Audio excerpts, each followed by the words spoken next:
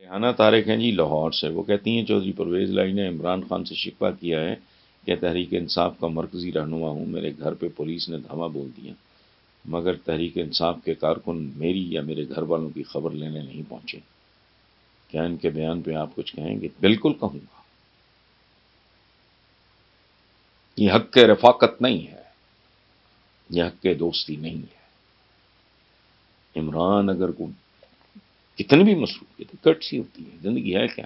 اور یہ تو خاندانی ایسا ہے، یہ تو معمولی سے معمولی آدمی کے ساتھ معمولی سے معمولی رشتہ کے باوجود یہ بڑے نبھانے والے ہیں، اور نہ جانے کتنے لوگوں کی، میں ان کی اہلیہ میری تو بہنوں کی طرح ہیں۔ مجھے بہت دکھ ہوا ہے، بہت اذیتناک، اور اس سے بھی بڑھ کے شرمناک یہ ہے کہ اس کا ذمہ ہی کوئی نہیں لے رہا، پتہ ہی کسی کو نہیں، نہ وزیر اعظم کو پتہ ہے، نہ وزیر اعلیٰ کو پتہ ہے، اور کن لوگوں کے ساتھ ڈوب مرنے کا مقام ہے۔ ان کے جو بزرگ تھے چودھری ظہور الہی، یہ سارے کا سارا خاندان، یہ بہت وفاداری، شاید میرا خیال ہے کہ اس طرح کا پولیٹیکل فیملی کے طور پہ میں بات کر رہا ہوں،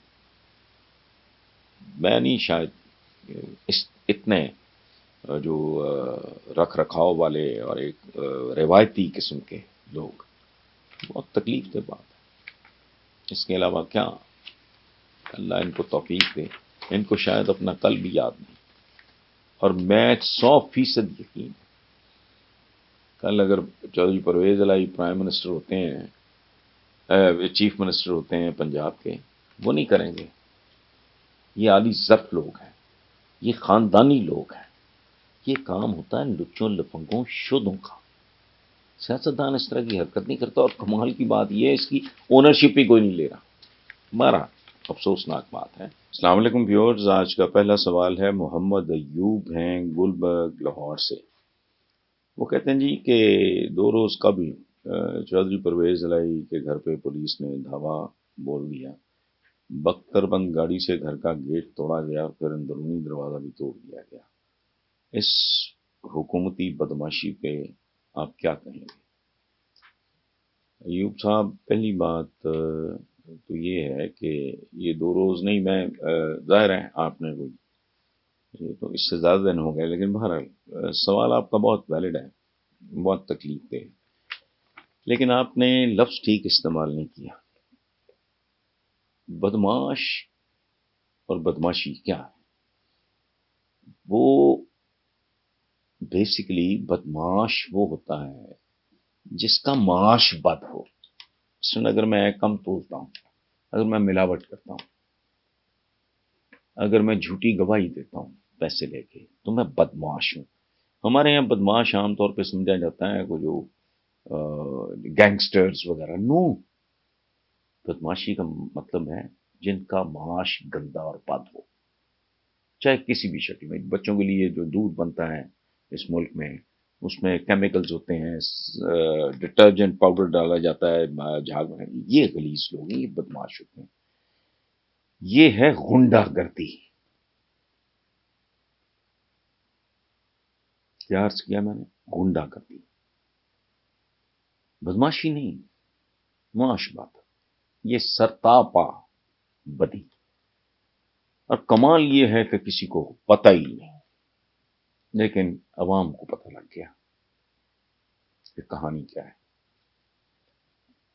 تو یہ گھر گھر کی کہانی ہے اس ملک میں، ایکسپلائٹیشن ہے۔ وہ